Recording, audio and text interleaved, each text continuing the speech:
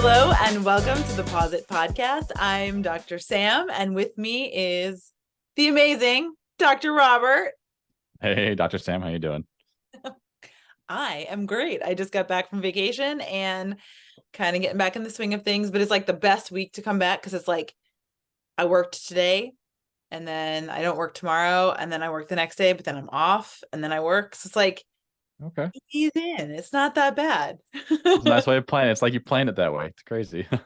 I would like to pretend like I planned it that way, but it was all around my cousin's wedding. So really, I had nothing to do with it. It just worked out that way. Well, I'm glad it's a well-deserved time off. How was the wedding?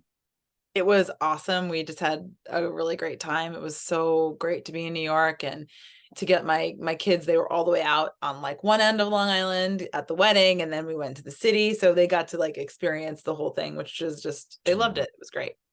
That's cool. Weddings are a lot of fun. They're always happy occasions, which I think is like the best part about them. No one doesn't like weddings. Yeah, they're super fun, especially when it's like your whole family and it's just like it's literally just a good time. You know everybody there and you're just like having an awesome time. Yeah, that's awesome. I'm glad. I'm glad the whole family had a good time. So I'm glad you're back. We missed you. Well, and you were away too, so you got a little bit of a break, huh? Yep, back to the hometown. Back in Pittsburgh for also a wedding. So it was nice getting back and doing what's the sandwich place? Primanti Brothers, which is it's like a Pittsburgh sandwich shop that's famous. So they say they're almost famous, but it's very good. I thoroughly enjoyed it. Not healthy, but thoroughly enjoyed it. So No, I didn't. I mean, I was like pizza, bagels, Chinese food, like all the fish I could eat because I was like, I'm on a coast. I'm eating so much seafood. It's it just does great. make a difference. So being on a coast makes a significant difference. Like hands down, San Diego has some of the best seafood I've had, Oh my gosh, and yeah. yeah, it's just not even Yeah. close. I mean, I grew up on an island. I mean, it was Long Island, but still grew up on an island. That coast. But yeah, no, I mean, yeah, the food is just, it's awesome. So, and there's great food in the Midwest too. I'm not saying there's not, but it's just when you go home and you like get to have a taste of home, it's just like, there's nothing better. Agreed. It's nice being home. So glad we both got to go home this weekend, and then Exactly. now Exactly. we're back to talk to you guys about exciting veterinary stuff. I know. And actually, we have another email that I We thought do. was really cool and actually kind of perfect from just talking about like how we got into vet school, kind of sharing our stories a little bit. We got an email from Rebecca in Tennessee. So thanks, Rebecca, for texting, for emailing us and asking this question because I think it's a really good one. She wanted to know what it actually is like to be a veterinarian, like basically how we fill our days, because she is wanting to go to vet school, be a veterinarian, that sort of a thing. And I think it's really important. I think we talked a little bit like you really do need to know that this is what you want to do. And how would you know that this is what you want to do if you have no idea what it's like for us every day? I couldn't agree more because I even did some mentoring back when I was in Chicago for a bit. A young man that wanted to go to vet school, and after like talking to him for a while, he's like, "Yeah, I can't wait to work with the animals all day and like do all this and do all that." And at the end of the day, I'm like, you almost sound like you want to be more like a veterinary nurse because you want to do more of the hands-on stuff and the husbandry and the caretaking. It's like that's not what veterinarians do. Mhm. Like we don't do as much of that. So I think it would be nice to kind of share some of that and get the stories from both sides of things. I don't know what you do all day. I have an idea, obviously, because we're similar, but Right. we have different roles just in terms of I have more inpatients. You have like a more of a family environment with like a general hospital. So I think that's pretty cool that I don't get to see that much. So yeah, Yeah. I'm excited. No, I'm actually pretty excited too because I've never worked in an ER. I mean, I've not done that. I've taken my dog to the emergency vet, Now you get to especially know what before happens I was behind a closed doors, veterinarian. right?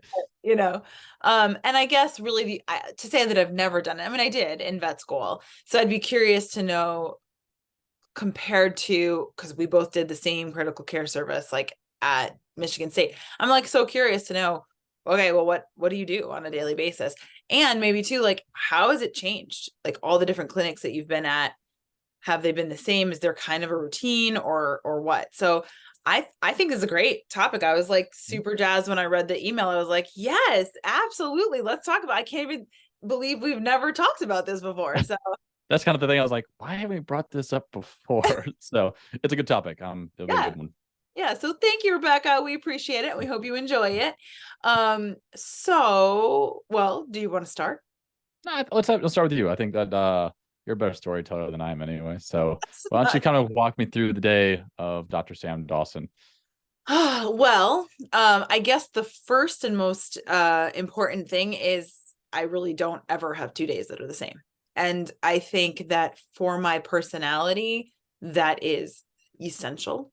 I am not a person that can do the same thing every day without getting bored. Um, that being said, we do certain things every day. And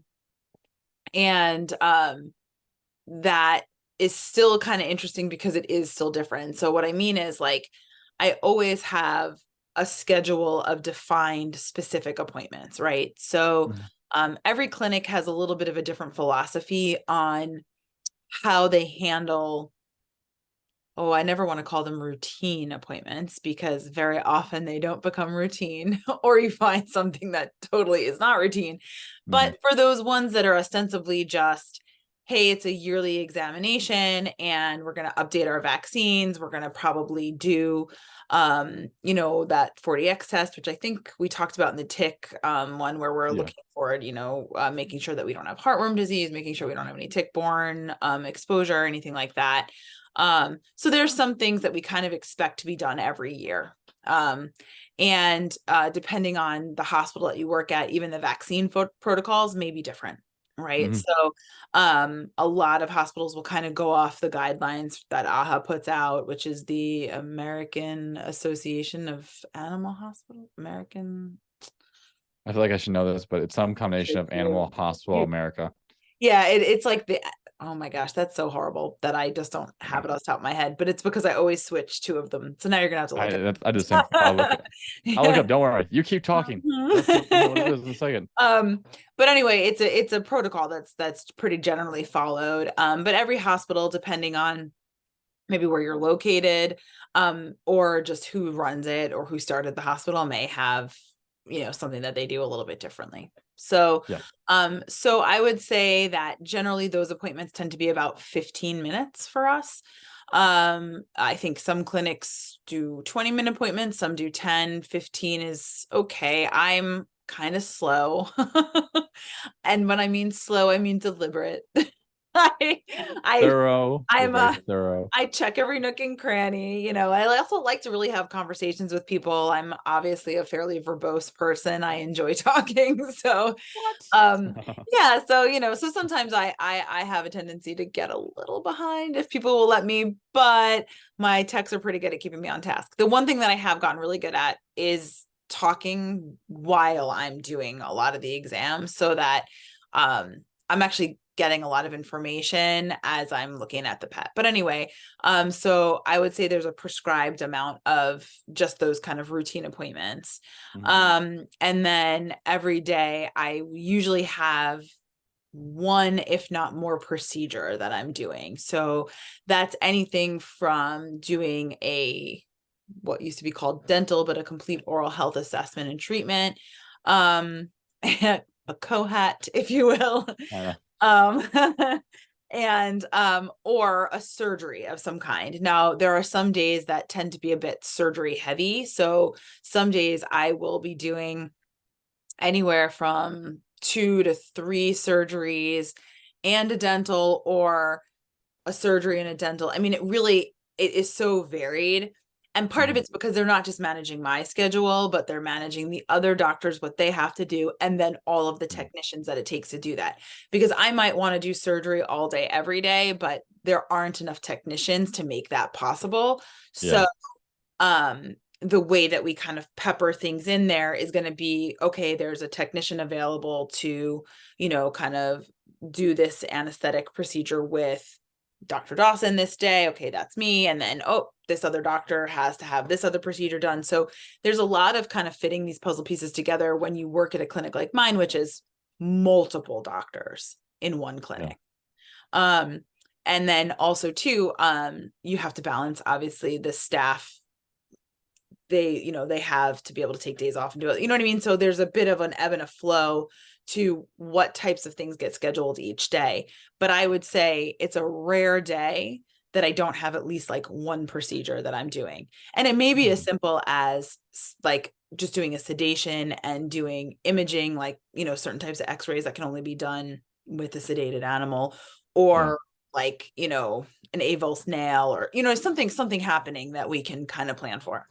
Yeah. I will say today, I was the only doctor today, just being around a holiday, everyone's kind of taking some time off and we're all kind of covering for each other. I did not have any procedures today, any anesthesia and like anesthetic procedures today.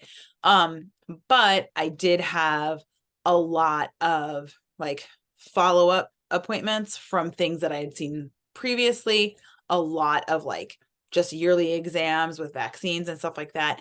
And then we always have spaces open for like first time pets, maybe one or two between each doctor or something like that a day, so that if there is somebody that needs to get in that isn't necessarily established, we try to help to keep a little bit of that time open.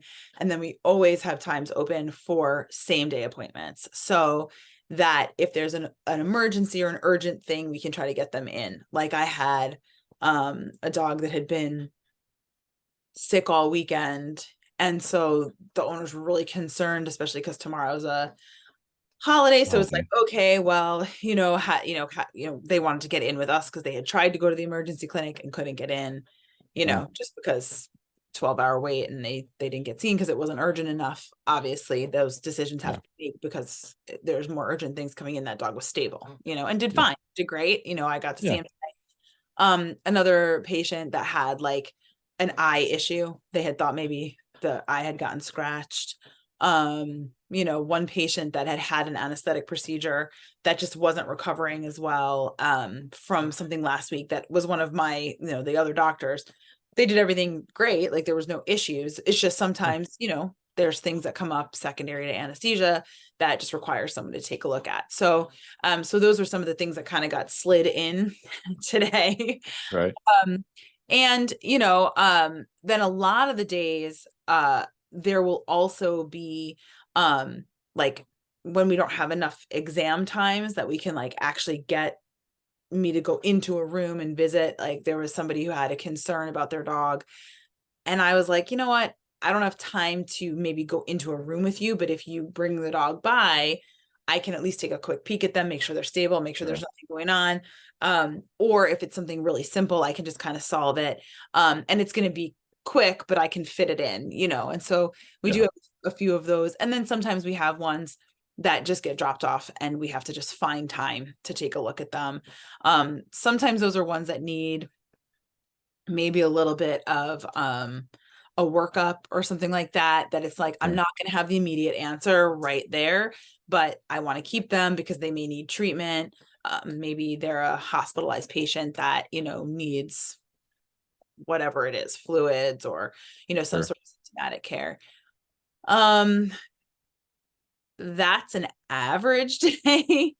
The part that I think people don't realize is it's not just the time that I spend doing those things. It's also that I have to record every single thing that happened in those every patient interaction that I've had, whether on the phone, whether in person. I have to record everything, right? And I have to put it in their electronic medical record. It's a legal document. I have to find the time to do that. I also almost always have at least 2 to 4 lab work things that I'm either getting back from something else that I did. So maybe a cytology report, which is like if a dog had a mass or something that we were trying to test to see like what it could be, like that'll come in. Blood work, sometimes we'll be rechecking something, or urinalysis. We talked about that. Like sometimes we'll drop one off, either a recheck from something that we'd already diagnosed or a new problem. And so I have to have time to look at those, evaluate them. And then if appropriate, I can sometimes say, hey, can someone give this owner a call? Everything's normal, or everything resolved, or it's a benign tumor and we don't have to really talk about it. But where things get a little bit harder is when it's a bigger conversation. So something comes back as cancer, or there's a change in their blood work that is indicative of something else. So either we need more of a workup, or there's something else going on. Those are things that only I can handle. So now I have to take that time away from all the other things I have to do in the clinic. Yeah. Do those things. Also, people call wanting refills of their medications. Or sometimes, like, especially right now, the 4th of July, I'm going to say that I filled so much trazodone. Yeah. I was like, what's the magic number? I'm curious. I was like, I can't even count for you today. And like, I think I had a stack of gabapentins. I had the trazodone didn't work. I need to add something else to it. I need, you know what I mean? Like, so I'm doing medication requests, which sometimes, like, if it's something that they've been on for a long time, that's pretty easy. I can say, yeah, go ahead, refill that. I don't need to necessarily research that. But if it's a new medication, or it's a patient that's not my patient, now I have to go into their record and see, like, okay, are they healthy? Can I give them this medication? And also people call in with questions. So while we're doing all these other things, so a lot of times, especially like if I'm a captive audience, like if I'm like doing a dental where I'm like, removing a tooth or something, people will come in and say, hey, this dog, just ate a pound of chocolate. What do we do? And so I'm kind of doing one thing and saying, okay, well, and so a lot of times I'm fielding questions about, hey, does this patient need to be seen?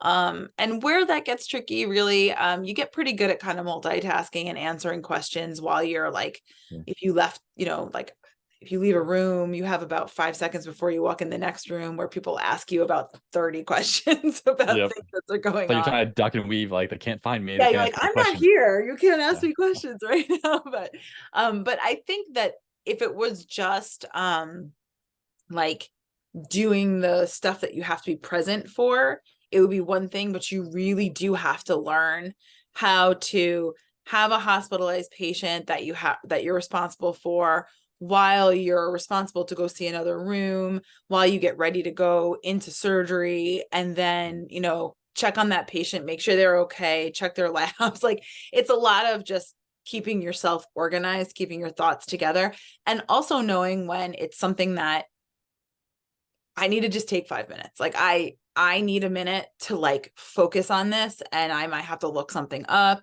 because that's the other thing, is I don't have the answer to everything right at the tip of my fingers. No one does either. No, but the thing is when you're a new vet, you think you need to, right? I mean, like, I remember being like, I can't admit I don't know anything, because then they're going to think I don't know. And it's like such a freeing moment to be able to say to an owner, like, I actually have no idea what's going on, but I'm going to look it up and we're going to figure it out. And this is the first conversation, not the last conversation. And they are so open to that something new vets don't realize, that like, you don't have to have the answers. No, most of the time we do. I think you're not most of the time, but I think you're 100% right. Say that with confidence. I think it puts more trust in you and the client as it is, and it makes it feel like you're going to work on it together. And I think that's really appreciated with a lot of people. Yeah. And, every once in a while, like, the owners come in, they're like, I think my dog has X, Y, or Z thing. And I think you're kind of like, okay, let me look it up. Let me see if it's not something that I know, but I'm not going to say that I know everything. You know what I mean? And I had that today. Somebody came in and was like, I think my cat has this thing. And I was like, I've never seen that before. Let me go look, and it actually fit really well. And I was like, all right, that's cool. I've never seen one of these before, but we're going to learn about it together, and I'm going to see how I can help you, and I don't really have an ego about that. No, I think it just makes us better. If you're willing to learn and accept that you don't know things, it just makes you a better doctor. So find a doctor like Dr. Sam. They don't know things, because those are better doctors. Yeah, the ones who admit they don't know, because we all don't know. We all don't know. I went to my intern all the time, like, yeah, that's a really good question. You should go look it up and tell me what you find. Like, we kind of put back, like, oh, what do you think it is? And that way they go look it up. Meanwhile, I'm like typing drastically, find out what the answer is so I can confirm it. I have no idea what this is, but I have to have a really good explanation when my intern comes back. Exactly. We all do it. So it's part of the fun. And then I think, like, one of the last things that that I do still do probably more of than a lot of other veterinarians is that I was a tech before I was a veterinarian. Oh So yeah. a lot of times when they're shorthanded, I'm not gonna lie, I'm like, all right, I'll do this, like I'll help you, I'll place a catheter, I'll do it, you know what I mean? And it's not so bad to do it because I do like to keep up those skills, Yeah. that I can still do it. Yeah. I think honestly, those skills I wish I could work on more. I'm very fortunate. I have great techs and just how the flow of our hospital works. I don't always get a chance to rehash those skills. So it's a good skill to know how to do. Yeah. Oh, I will say the texts that we have are, I mean, they're absolutely amazing and Yeah. literally like it was a difference in the hospital that I currently work at versus Mhm. the previous one where I felt like we really like the texts, like we use them beautifully. But, That's life nice. being life, and especially after COVID and everything else, I mean, there were just times where there just weren't as many people there. You know what I Yeah. mean? And yeah, we For could sure. wait, but I can do it. So, I just And did it. that's good though. Help it's get the thing moving faster. That's the point today. Like trying to get clients in and out the door faster. And that's kind of the ER mentality. Like the sooner you walk in, the sooner you walk out and get things going. Yeah. I think it is an interesting thing for GPs. You do have to kind of decide if you are more of a like, I'm going to take time with each case. I'm going to spend a little bit more time with you. I may not see as many patients in the day, but I'm going to, education is going to be something we're going to work on. We're going to, that kind of stuff, which is a very different focus than Yep. your focus, I'm guessing. I mean, we'll learn in a moment. Um, but there are some like general practice primary care, like what I do, that are a little more quick, like that's not really their focus. And Sure. I think that you kind of have to see where your like comfort zone is. For me, Yeah. I like the education, I like the conversation. Yeah. I It's really essential. love, what was that? It's an essential part of it, I think, personally. Well, I think so too. And I think that it's like one of my most favorite things is when I've kind of talked to an owner Mhm. and we've had a conversation about what we could do to prevent something in the future, or what we could do to like promote weight loss, or what, you know what I mean? Like how could, knowing their situation personally, Mhm. how can I help them to have like the most successful healthcare for their pet? And Oh then yeah. when they take that and make it their own, and then like even do better than anything like I could even have imagined, and they come back and their pet is like, looks great, isn't Oh yeah. having issues, has lost weight, or whatever it is, it's like so gratifying to me. That's like, yes, I helped somebody today. You know what I mean? Yeah, I feel like it sounds like you're almost like you're working on it together with them, which I think is the kind of the cool part. It's a team effort where not everybody gets that. So I think it's the cool part about veterinary medicine. You just actually work with clients and their pets to make them better. Yeah, yeah. It is. It's really, really fun. And, not everybody really wants that either. Like there's part of it too is to also know like your audience a little bit. So there's Mhm. times where I'll go into a room like ready to have a chat and ready to, and that's not what they want. And so I'm like, all right, cool. Like I don't have to do that every time. You know what I mean? I can Yeah. say, hey, this is gonna be one of those. We're not gonna talk a lot. I'll give them the information they want. I'll be succinct, and then we'll be done. And that's fine. And that's not Yeah. negative at all. No, not at all. No, I agree. It's not negative. It's just, I think you got to read the room, and I agree with that. Absolutely. And not everybody's there for your agenda.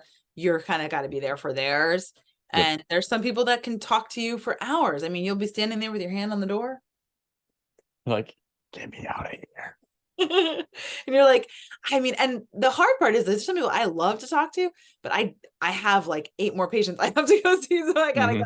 Hmm. It's not rude either. It's just like, I'm really Oh sorry. no. I wish we could chat, but I really gotta go. Yeah. Like politely trying to just like walk out. So it's yeah, using those closing statements to get out the door as quickly as possible. Yeah. And some people just don't care and they'll keep talking, and other people like get it and they're done. And then some people just get up and walk out. That's the best ones. Like you'll be like kind of in the middle of a conversation and they just leave and you're like, oh, They're like, I'm so good. And done. you're like, Okay. okay. And I don't really take any of this stuff personally. It's like, whatever, I'm Yeah. here to help. If you're open to it, great. If not, I'll do my best to make sure that your pet's as healthy as possible. And that's Yeah. okay. Yeah. No, I think that's great. So All right. Tell me about your life. I can't wait. Oh, mine's not nearly as exciting. I have a feeling it's probably more exciting.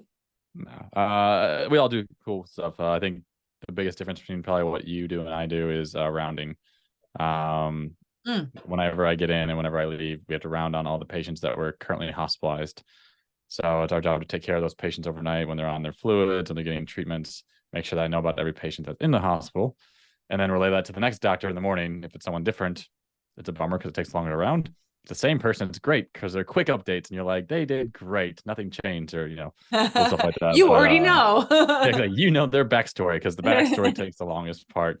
But I think that's probably the biggest difference between like from beginning to end, just having all the patients that are hospitalized and rounding them because it takes a while, and learning how to round well is something that I think that's very important for a lot of veterinarians.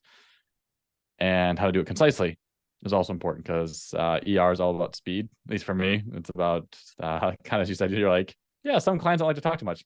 Some veterinarians don't like to either. So I'm kind of more in that department where my goal is make sure you have a good visit to do all the things that you need. But I pretty much, as soon as I'm done rounding, I walk downstairs and I'm walking into rooms right away to talk to the owner. Our technicians have already triaged them. They've got their vitals, make sure they're safe, stable. We go over the problem. We find a solution very quickly if we can, and then I try and get you home as soon as possible. Because ER is just tough. You never know when you're gonna be busy and when you're not. I'm always busy at this hospital, so it doesn't really matter much anymore. But sometimes we're walking between 4 and 5 rooms in a half an hour, just trying to get everybody in and out the door. And fortunately, I have an awesome team where we'll talk to the owners, we'll make a plan. I put the plan in the computer, and my team comes in and does it while I'm in the next room. So it's a really good system of trying to be efficient, try and get your pet the care they need. But I think one of the biggest things people don't realize is how much time we spend writing records. It's a lot. And yeah, it's the least fun part of our job. Honestly, if we weren't so worried you'd sue us all the time, we wouldn't do it as much as we had to. So stop smoking. But there's some truth to it. It's like a lot of it is we have to cross our T's, dot our I's, make sure every conversation we have is recorded, because if something, whether it's our fault or not, goes wrong, we need to have some record of it that says we said this and you said that. Mhm. And Yeah, I think too, for me, part of that documentation is my fear I'll forget something. Because it's my job to know your pet, right? Like you don't, like you, I totally get, like you're dealing with the worst case scenario for these people that have come in, even if it's not, like even if it's not a very serious life-threatening thing, it's still a very high stress. Like they're already like at a 10 when they come in to see you, a 6 to a 10.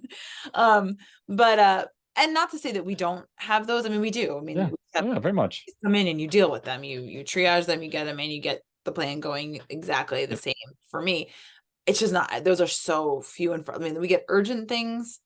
It's rare that, like, usually when an emergency comes into me, it's generally really bad because it is something that somebody just walked in to my clinic with, and that's not usually good because we have it's yes, that's I think that's I think that's, and helping people realize that too is a big thing, like when you should go to urgent care versus your donor practitioner versus an emergency. And sometimes you don't know because you don't know what's wrong with your pet in the first place.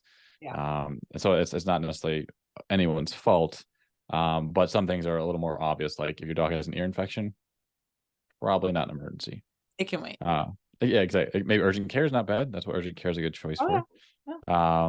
If your dog's bleeding out from a wound, they probably need, or they hit by a car, they probably need to see an emergency. Just to make sure like things are being managed. They're taking x-rays, they're potentially hospitalized, and if your pet has some serious injuries, because that's kind of the other half of our day. Once we find out what's going on, there's a lot of smaller procedures that we end up doing that are, or CPR, that kind of pop up suddenly, which aren't fun to do. So it's a lot more spontaneous procedures. Sometimes like you have fluid around your heart, we need to remove that fluid, and they're fun to do. Like I enjoy the procedures, but you just don't know what's going to happen. Oh no, I love the procedure part, and I think we probably do slightly different procedures, although I did do that once. You helped me. And you did a great job. It went well, I will say, thanks to your help. But but yeah, and I mean, that is one of the like the coolest part about our jobs is like it is so different. You are responding to whatever's in front of you, whether it was planned or not. And then even sometimes, like I said, like for me, it's not planned necessarily, and things happen, and you deal with them. Yeah. Um, you find time for them. I mean, there's times too where like I've had, let's say, like a blocked cat, like where they couldn't urinate and they have to be unblocked, but it has to be Mhm. done. And that's a totally reasonable thing to go to your GP for, you Oh yeah. know. And but just know you'll be like hospitalized after that. But you know, Yes. it's a reasonable start to come to me, you know. Yeah. And like a foreign body or something like that. I mean, like we can't plan for those things, you know? And so sometimes like I've had to do it where like my colleagues had an emergency. I'm like, all right, I'll see your afternoon appointments. You got to go do this surgery, go. You know what I mean? Mhm. And like we help each other out. I mean, I don't know how anybody works by themselves, honestly. I think it's very difficult to do in this day and age, unless you have a very high amount of experience for one thing. Because like even for myself, I'm very fortunate, and you are too, where you work with a lot of doctors. I work with some other specialists too. So where I have a favor I need to ask, or any procedure done later for surgery or neurology, like I need to go talk to them. That's part of the reason that we're delayed getting back into rooms, because we're talking to our colleagues about, hey, can you do this procedure today? Can you get me a treatment plan? Is even the right choice for them? Because you got to round them on that case, and rounding takes time, because I don't think people always understand how important the history is. And I think we brought this up on our uh, biggest pet peeves at some Yeah. point. Yeah. But when an owner was like, "Oh, it's in the record," don't tell me that. It's faster when you just tell me the big things I need to know, because Yeah. history is probably one of the most important things to our job. And they actually did a study. Oh, how many years ago was it? I want to say it was in the last 10 years, that showed that most veterinarians can predict pretty accurately what's wrong with your pet based on history alone. Oh, And that's true. like, When I yeah. get an accurate history, Mhm. and then and then I go into the room and it matches what the owner told me, I I am pretty close to being able to be like, Yep. okay, well, I know what this is. You know what I Yep. mean? Yeah. And part of that is just I've seen it. Like I've seen it a bunch of times now, Totally. you know. And Mhm. I've been wrong. I mean, I've definitely had those ones that I'm like, this history screams diabetes or something, you know what I mean? And then you do the blood work Yeah. and you're like, it's not diabetes. Oh no. What is it? Think of something else, you know what I mean? And it's like, and that's okay. I mean, like we get good at pivoting too. I mean, I try not to tell people ahead of time, like, well, this is what's happening. So Mhm. I'm like, That's bit me in the ass too many times. oh, you know, I've definitely gotten cocky before and been like, oh, I know what this is, and been like, ooh, you know You know, what rewind that one. I mean? But yeah, I agree. I think it's some of the big things that, so like history is a big part of what we do. So it's important to have accurate ones. And And I mean, I obviously know what rounding is, but I guess maybe like explain what rounding is because I don't yeah, know that anybody listening might, or some people might know, some might not. that's a really good point. Thanks for that. So rounding is pretty much a time where we go over your patient's name, how old they are, what their gender is, what their breed is, because that's very important for some particular diseases. And then we give them kind of it's story time. That's exactly what it is. We take some time, we tell them, you know, Baxter ate, this on this day. They start vomiting on this day, and now they're doing this. This is what we found on our exam. This is the test that we've done so far, and this is the plan for them. Mhm. That's kind of the general process of rounding, and it's a really important part of veterinary medicine, just because even from doctor to doctor, because that way, just telling them the signal, which is kind of their age, their gender, and their breed, is such an important part of framing your mind for what might be going on with your pet. There's so many things that are like Frenchies, as we've talked about with some of our favorite Yes. previous pets. Um, they have a lot of things that are particular to them, but it helps knowing it's a French bulldog as opposed to a golden retriever changes how I think about a case altogether. So it's a really important part of our job, and it's something. I guess another part of our job is teaching.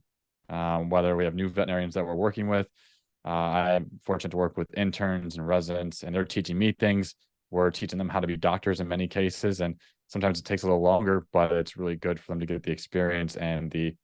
A lot of times, if you're working with a younger doctor, especially a specialty hospital or like at a very good hospital in general, they've talked to another doctor about your case already. Just make sure they know what's going on. So you usually have more than one doctor's insight on your pet, although you don't see that. Mm-hmm. Mm-hmm. Yeah. So I think that happens I mean, I usually tell people, I'm always like, So I was just talking to one of the other doctors. We were looking at it Mhm. together because two heads are better than one. I was Yeah, like, oh, great. yeah, I think again, that's another like back in my earlier days, I may have been like, oh, I don't want to tell them that I talked to the other doctor because I don't want them to think I'm not confident. It's like, I mean, I'm confident, but I wanted to make sure they agreed with me oh because yeah. There's, and there's just weird stuff in veterinary medicine. I'll be honest. yeah, there is. And the thing is, we can't like, we are not as hyper specialized Mhm. as humans. So it's not like I only look at a cornea all day, every day, and I know everything that ever has been to know about corneas. No, I have to be able to do surgery. I have to be able to do dentistry. I have to be able to do internal medicine. And I have to be able to do a tiny baby bit of emergency medicine, kind of urgent care more so. And like, but I mean, but the fact is that like that really to be able to do that is practice, it's training, but it Mhm. also means that I don't know everything. I really don't. And I really need the input of the other people around me. Like you've always said, I work with really smart people who have seen things that I haven't seen. And my technicians, do you know how many times my technicians are like, I think it's such and such thing. I'm like, you're Sure. right, friend. Like you Yeah, got it. yeah. Because they've It's seen so it. You know helpful. what I mean? And they're Yeah. wonderfully helpful people.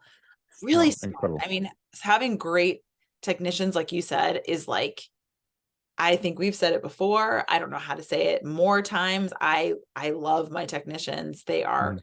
honestly, I could never ever be half the doctor that I am just Mhm. without them. There's No, no. the number of I'm not gonna say necessarily mistakes. The number of things they catch for us, or just like things that they help us with. We can bounce ideas off them, things they've seen.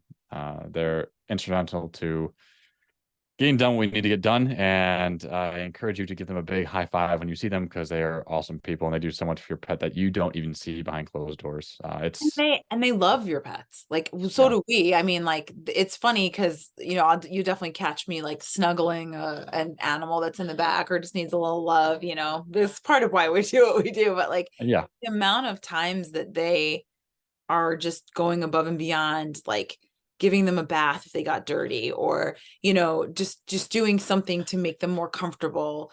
yeah. Anything. I mean, like changing their bedding, making sure that they're staying comfortable, staying warm, Mm. um getting fed, things that like I wish that we had the time to do all that type of stuff, but we don't really always have time to do that. And man, to have a caring staff like that is like they genuinely love what they do, or they wouldn't be there doing it. Yeah, I think you hit the nail on the head. It's more of like veterinarians don't touch your pet that much. We do our initial exam, and if something changes, we do another exam and we're doing procedures on them. But like the techs are the ones that are doing, they're letting them out, they're feeding them, they're bonding with them. Like they get to really sometimes develop those relationships. I think we develop more relationships with the owners Mm-hmm. in most cases because we're the ones going over those decisions with you, especially if they're difficult ones or they're, a long problem you're trying to work out with a chronic history. The techs are the ones bonding with your patients a lot of times because they're doing all the hard work. So, Mm-hmm. Yeah, um, they really so are that's incredible. kind of the fun part. Mm. So Yeah, thank you, techs, yeah. Oh my gosh, I love them. They're and be amazing. nice to them. If you're not nice to them, I'm going to find you. I'm kidding. Um, No, honestly, I am protective. And also we have really great assistants too. I mean, I don't know how much you oh guys yeah, use those, but they're all awesome. And the people who answer the phones and do all that stuff are awesome too. yes, Because we they're all don't great. really have any sort of a business in any sort of a hospital if those people aren't there and doing their job too. So I am so grateful for all the people that we work with. I know that's like a total tangent, but It's an appropriate tangent though, because I think it's a day in the life of a veterinarian, but we can't do it alone. oh At the gosh, end of the day, like no. it's And I do think like back in the pet peeves one is like if you can't treat the team with respect, it's going to be a lot harder for us to be able to work to the like absolute like best of your pet, because it just puts that rift there, because they are our family. They're the people who like care for us and we care for them. And we all have an off day. I totally get that, but man, you gotta be kind to the vet staff. oh yeah, I had days where I'm in such a bad mood. They walk over and just give me a brownie. Like those see I'm in a bad mood. Those like, here you go. I'm like, thank you. They just know, and they're great people. So They are. I can't tell you how many times I've walked into my office and found like a little like gift or a note or food, or you know what I mean? And just like when do you like, and all the stuff you're doing, when did you have time to like care for me? You know what I mean? Like, it's just, but that's what they are. They're caretakers and they're wonderful. And Yeah. yeah, so we have pretty awesome jobs, I will say. And we get to do a lot of really varied stuff, and we work with awesome people. So that's pretty good. So, it is a great profession. It's just it's got its ups and downs, just like any other job. It does. Well, and I think that's the other thing too. I mean, like, it can be really, really stressful. There are days where I think I handle the stress really well, and there are days where I think, man, I could have handled that stress a little bit better.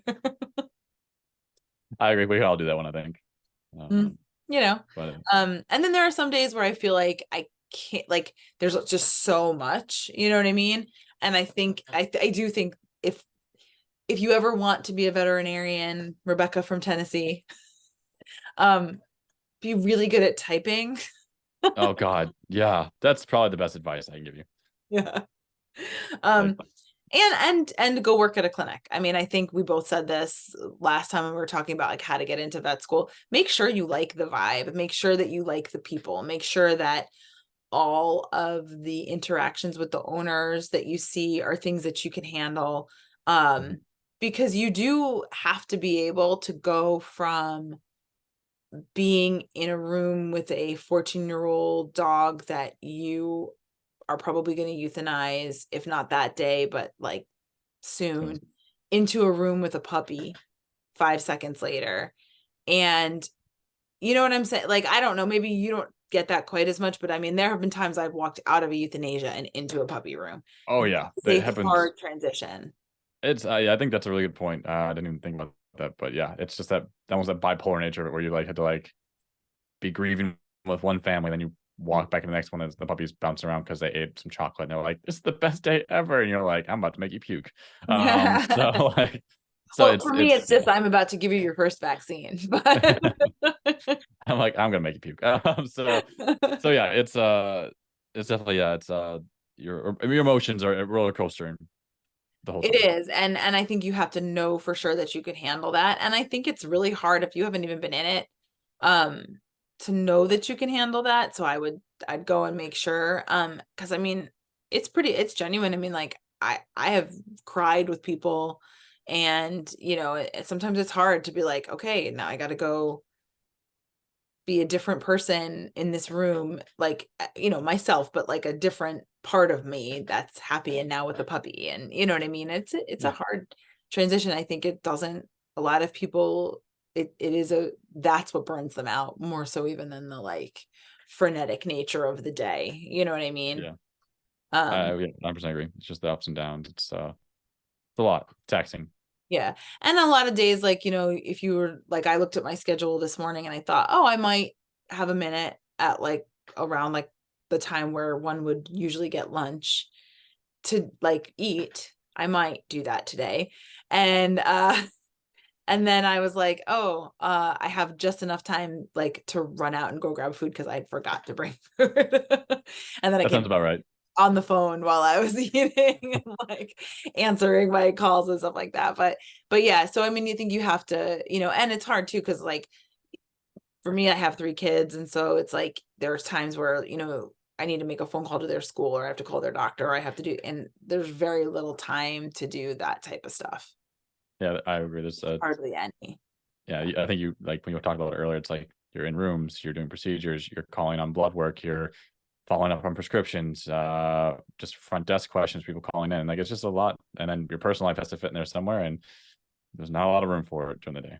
Yeah, that is probably one of the trickier parts, and definitely one of the things that like I would say that I find to be hard, like hardest as a mom, is like I want to be constantly present for my kids if I can, and like that, you know, I can't, like, it's not a, like, I can't be half at work. You know what I mean? Yeah. Like, I have to be all at work. Yeah. Um, so that's definitely, you know, something else that you just, for some people that totally works for them, for other people it doesn't. And I think you, if you want to go to vet school, you have to like understand this is an all in sort of a thing. Agreed. I totally agree. Yeah. So, So, yeah. so get excited for vet school. It's a Get blast. So excited for a fun. day in the life of being a veterinarian. It's awesome.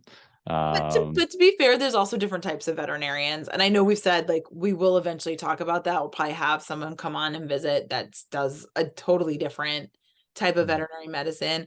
And now there's a lot of other different ways to practice. Like there's like mobile vets, there's emergency vets that let the owners be with them the entire time. There's, I mean, there's just like lots of different models. So it isn't to say that if you don't fit into the conventional model that like veterinary medicine isn't for you, because let me tell you something, you can do a ton of different things with this career. And that's another thing that we should probably even mention at some point too. So stay tuned. We'll talk about that at another podcast.